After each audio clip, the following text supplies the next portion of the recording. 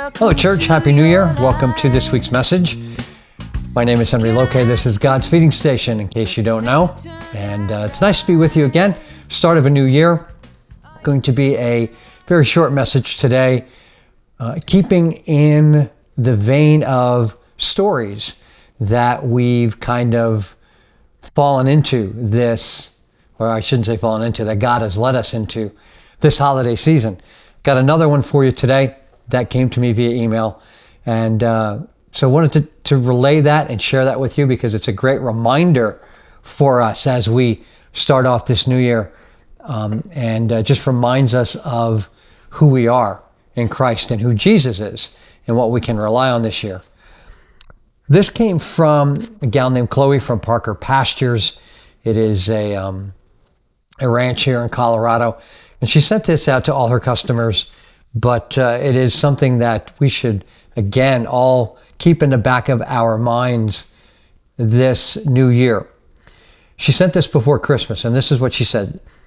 As Christmas dawns tomorrow, I want to share a special message with you.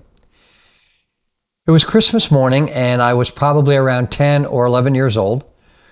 The world outside was a winter wonderland, the snow falling gently, blanketing the earth in pristine white.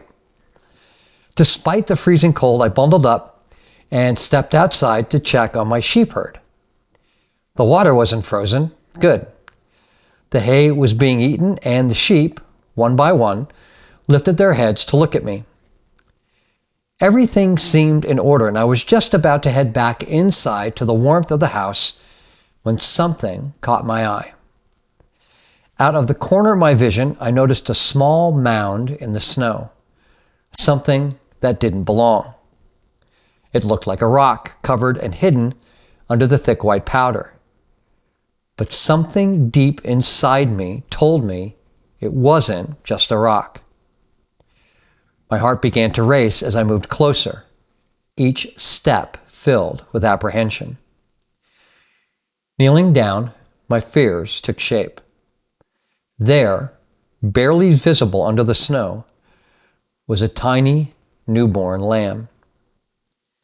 She was nearly lifeless, curled into a ball, the cold threatening to claim her fragile life. Tears welled in my eyes as I gently picked her up, this precious, helpless creature, and held her close. Without hesitation, I carried her into the house, leaving the rest of the flock behind. For this one lamb, I was willing to abandon everything else. Inside, I rushed to the fireplace and placed her near its warmth. I wrapped her in a towel, cradling her in my arms, tears streaming down my face. Was I too late? Could she be saved? I prayed silently, holding her as close to the fire as I dared, hoping the heat would seep into her tiny body and awaken her to life. Then it happened. A small, fragile bah broke through the silence.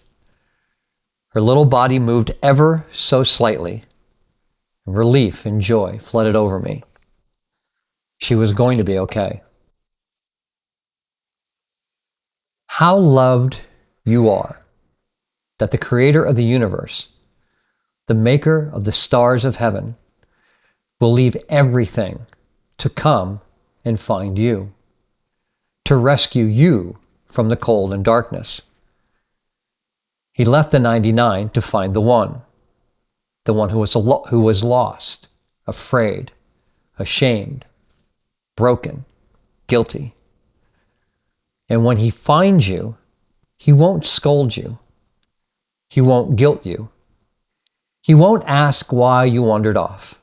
Instead, he'll wrap you in his loving arms and bring you home.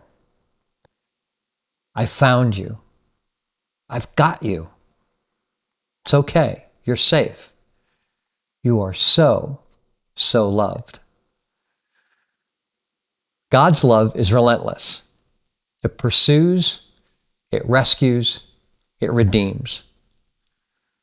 Just as I left the flock to save one lamb, so did Jesus for you and me. John 3:16 says it all.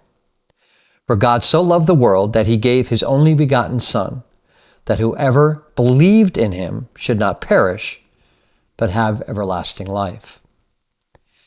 So, wherever you are today, whatever you're facing, know this: you are not forgotten. You are not too far gone.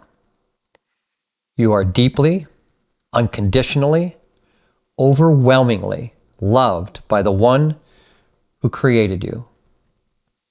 He's calling you, searching for you, ready to bring you home. All you need to do is let him wrap his arms around you. Praying for you, Chloe. A great reminder as we enter this new year that has started off a little bit shakily. But God is constant. God remains and will always be sovereign and will always be steady in his love for all of us.